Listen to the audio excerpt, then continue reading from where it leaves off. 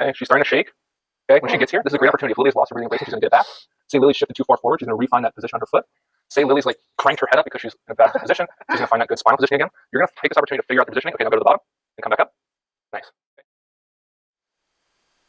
Hey guys, today we're going to be doing a eccentric pause in the mid-range of your goblet squat. Or a goblet squat with a pause in the mid-range on the way down. So one thing that's really good about this is that it's going to get you to spend extra time in that mid-range, which is a variable, which we'll talk about in a second, of the downward or eccentric / lengthening portion of the goblet squat. What this is really good for is having people spend time in positions that they kind of just have a lot of aberrant or haphazard movement in, or just generally weak. So Lily's going to give you 2 examples here. Lily, can you face the camera while you do these? Yes. So in this first example, Lily's going to just have a lot of weird movements through this middle range that I want you to watch. Yep. So you see the bottom position was good. The top was good. And there was some good moments in there, but it was really just kind of like odd. Can you just start slow and just drop to the bottom now? The second example, she's going to go slow and then just dropped. Effectively, she's spending time in really 2 ranges with like active muscle tension, the top and the bottom, because that mid-range, she really just passively dropped through. Gravity pulled her through there, and she just caught herself at the bottom. Let me tell you, my knee didn't even like one of those. So with this is why we're going to utilize the pause. Now, where you pick the pause is really based up to you.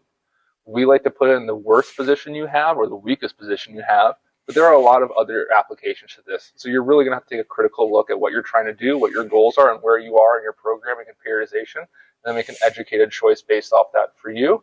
Or you can hit us up on Instagram or something like that, and we'll try to help you out at Move Swell. And if you're one of our clients, it's all going to be in your Train Heroic app of exactly what you're supposed to do and where. Yeah, so read that. So let's just say that Lily's problem spot was like 60% of the way down, okay?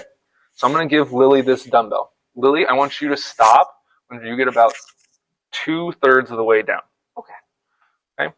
When Lily gets to this point, if she loses any positioning, okay, so I want you to kind of do your bad rep as you kind of get there.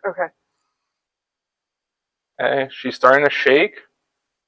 Okay, when she gets here, this is a great opportunity. If Lily has lost her breathing and bracing, she's going to get it back. Say Lily's shifted too far forward, she's going to refine that position on her foot. Say Lily's like cranked her head up because she's in a bad position, she's going to find that good spinal positioning again. You're going to take this opportunity to figure out your positioning. Okay, now go to the bottom and come back up. Nice. Okay. Lily, can you think about some things that you want to talk about what you experienced in that pause position? Yes. It gives me the space to actually notice what I'm doing with my body, right? So it can be really easy to just do the patterns that we always do and not really realize that maybe they're causing us injury, they're making us weaker. We're just getting the reps done, right? We're just doing it at the gym.